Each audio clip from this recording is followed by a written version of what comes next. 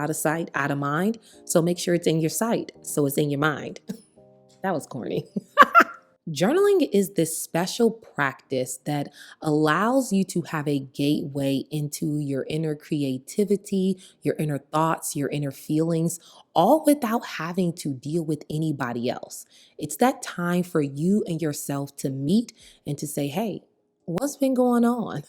All without having to be fearful of judgment, of criticism, because it's just you and your thoughts. It's a sacred and special time for you, and it helps you along the journey as you're growing and as you're learning who you are, but also to have vision of where you want to go. That truly makes journaling special that enough people don't tap into. If you've been struggling on that journey, you might not even know all of these special things that journaling has to offer because you're like, doing that every day, who has time for that? Or I don't know what to talk about. I don't know how to do that. Don't worry. Today, I'm going to be sharing just some tips and strategies on how you can make journaling a habit so you can tap into that power, okay, that doesn't require anybody else but just you and yourself, where you can actually gain these benefits of awareness and the beauty of it, all from the comfort of your home. I think that's a beautiful thing. I mean, I don't think I'm alone. If you're watching this video, then hopefully you agree. So let's jump into it. When you're trying to implement anything, it don't even have to be journaling. Creating a time for it is the key for it to become consistent and a part of your routine. And so with that being said, with journaling, you need to take time aside and schedule it. Write it on your calendar, put it in your notebook, but allow your mind to say, you know what, this time is blocked for journaling. It creates that awareness and starts the practice of it being a habit. Now, a lot of people jump out the gate and they're like, okay, for me to be consistent, I have to do it every day. No, boo-boo, don't. That sets you up for failure. Start off by scheduling once a month. Once you get into the groove with that, start doing it every 2 weeks, then every week, whether it's the beginning of the day, in your car, at the end of the day, wherever it needs to go. Schedule it. Tip number 2 is to start small. I'm not trying to write a whole book. I see some people on social media and they're just writing pages upon pages.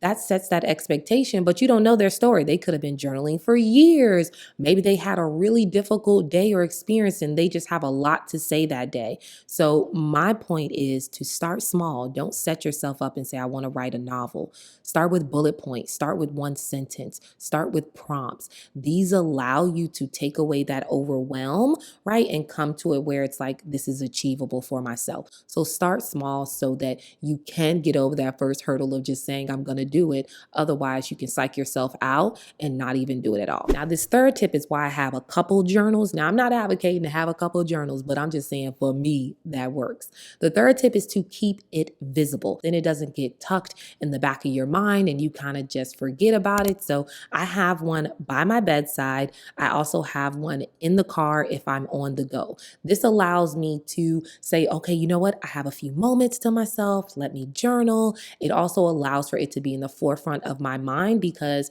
even if you know it's important and you know that it has a lot of benefits, if you like don't see it, out of sight, out of mind. So make sure it's in your sight so it's in your mind.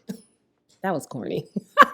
Tip number 4 is to be creative and make it enjoyable. Don't make it be like one of those school assignments where you have to like write informative and create an explanation, introduction, and end. Don't do that to yourself. That takes away from the creativity and that takes away from the self-reflection that can happen when you're actually journaling. So I like to use different colored pens. I like to use a highlighter. I want to enjoy this experience because I want to enjoy getting to know Rashawnda. So what do you need to do to make it enjoyable for you? Like, that's the question. Let me know down in the comment. Whatever you need, let's put it there so that you can be consistent and make it a habit. But who wants to do something that's not enjoyable? Not me. The next one is to use prompts. I've kind of sprinkled that word here and there, but journaling prompts are just idea starters. What was your first childhood memory? That's a journaling prompt. You can journal about that. So don't put that pressure on yourself to come up with something new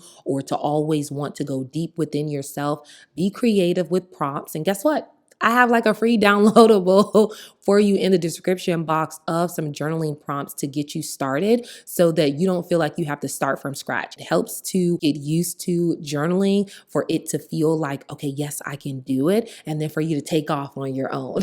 So don't be afraid to use prompts. Click the link down in the description box below to get your free prompts. The next one is don't worry about being perfect. This is for you and your eyes only. So don't feel like you need to correct yourself. Don't judge yourself. Don't be critical about how you were. Sometimes I've gone back and I'm like, what was you thinking? But then I remember you was in that moment.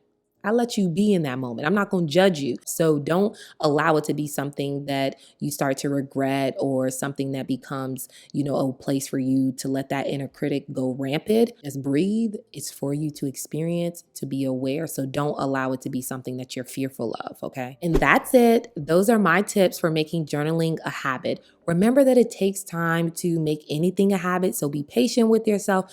And I promise, right? I promise that before you know it, journaling will become a natural habit for you, especially once you realize all of the benefits that it has to offer and how you can become more closer and build that healthy relationship with yourself. So, if you enjoyed this video, definitely give it the thumbs up. I also have a video over here that will also help you on your journey with journaling that you can check out. And as always, I'm wishing you best on your journey. Happy healing. Bye.